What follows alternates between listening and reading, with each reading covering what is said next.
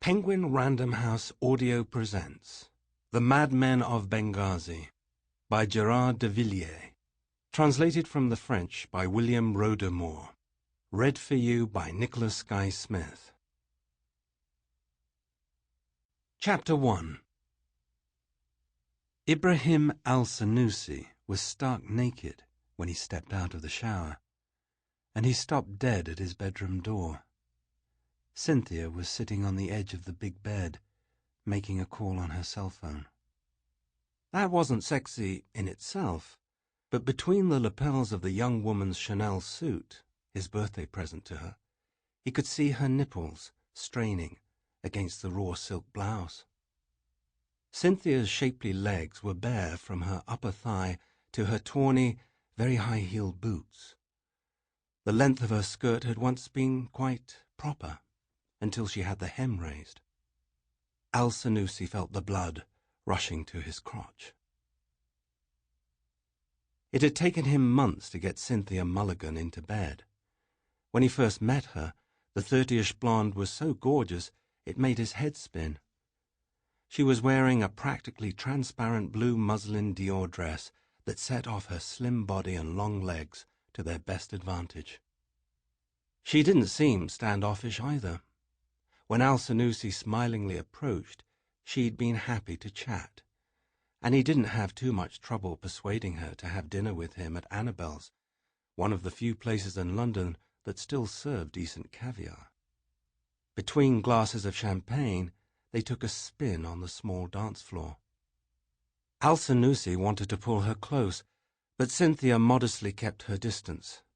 Still, her almond-shaped eyes hardly looked shy. He forced himself to be patient, figuring she might not like public displays of affection.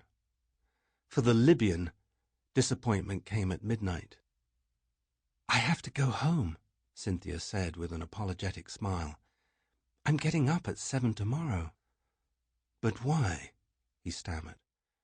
"I'm working. I have a shoot for Vogue at 8:30 in the morning."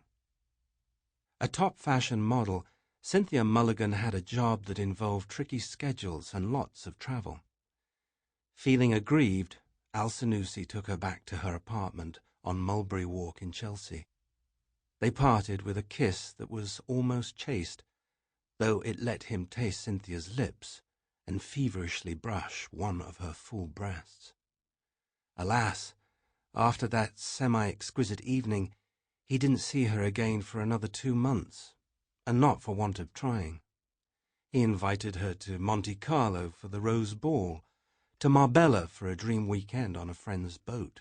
He would fetch her by helicopter from Malaga Airport, he said, and fly her directly to a 200-foot yacht moored at Puerto Banús, to Venice for a private tour of François Pinault's collection, to Paris and an ultra-luxurious suite at the Four Seasons. Each time, Cynthia turned him down for the same reason, her work.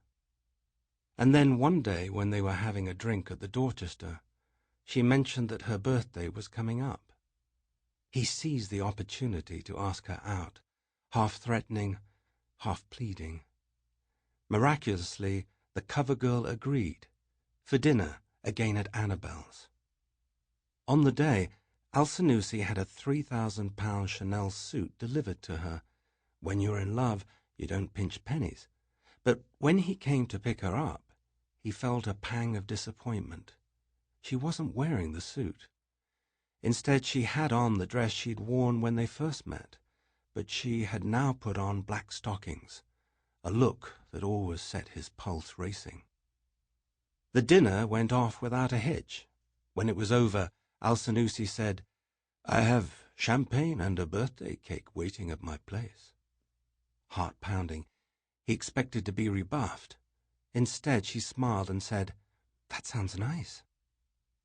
With Cynthia, Al-Sanusi always felt he was walking on eggshells, and by the time his Bentley pulled up at his Belgravia house, he was practically having a heart attack.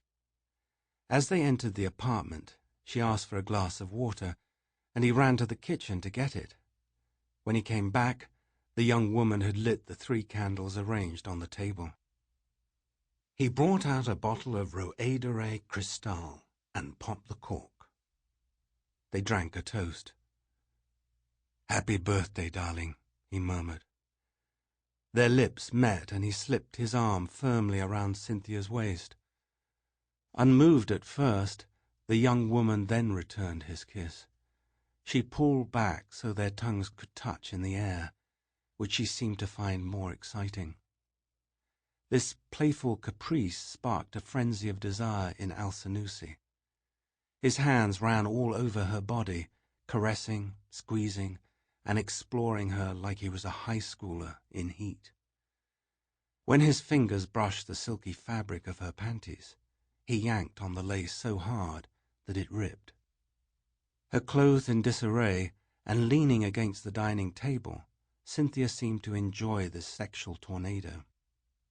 Encouraged by her silent acceptance, Al-Sanusi loosened his clothes, freeing his unusually long cock. With an elegance that showed her good breeding, Cynthia gently took hold of it.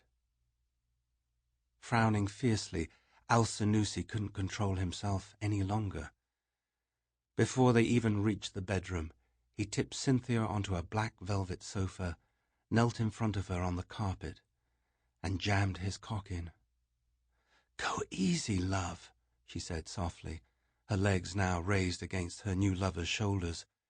"You're very big." Al-Sanusi ignored her, focusing his attention on his energetic thrusting. He came with a yell and collapsed like a marathon runner crossing the finish line. Cynthia gently stroked his curly head.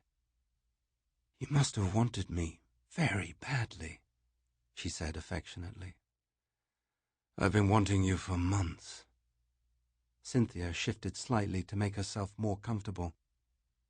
"You aren't leaving, are you?" he exclaimed anxiously. "How could I?" she asked with a mischievous smile. "You ripped my knickers. I can't go home without any underwear." Al-Sanusi discovered that Cynthia was an expert at all sorts of erotic games, if a somewhat detached player. With that evening, their relationship really began. Cynthia refused to move into his house, but they saw each other often and went on weekend trips together. For Al-Sanusi, it was a period of pure happiness. Just the same, he'd pondered long and hard before suggesting that she come with him to Cairo. "Why Cairo?" she asked, wide-eyed. Taking the plunge, he decided to reveal a hidden aspect of his life. "I have to tell you a secret," he said. "I'm the grandson of King Idris of Libya, the one Muammar Gaddafi overthrew in 1967. Some people want me to be the head of the new Libya once we're rid of him." Cynthia wasn't especially interested in the vagaries of the Arab world, but she always tried to be polite. "What people?" she asked. "I can't tell you yet." "Why'd you have to go to Cairo?" "To meet with some Libyans who will support the new government, to talk about the future." "Will you be there long?" "A couple of weeks." "Then I'll see you when you come back. I don't feel like going to Egypt." At that point, Al-Sanusi fell to his knees, ready to do anything to get her to go with him. He rattled on about the pyramids, the pharaohs, Cairo's perfect climate, and the charms of the huge metropolis. In fact, he mainly wanted to exhaust himself on Cynthia's magnificent body. It took 2 days of repeated phone calls and a Bulgari wristwatch to persuade Cynthia to accompany him, but she eventually showed up at his apartment with an elegant Vuitton suitcase. The weather in London had been especially foul that week, which may have played a role in her decision. "Aren't you getting dressed?" Cynthia asked coolly, having ended her phone conversation. Al-Sanusi was still standing in front of her, buck naked. "You're looking very beautiful," he muttered in a strangled voice. She casually parted her knees, briefly revealing a flash of white underwear. Though almost certainly innocent, this was the drop that made the bucket overflow. Staring, Al-Sanusi grabbed her wrist. Sample complete. Ready to continue?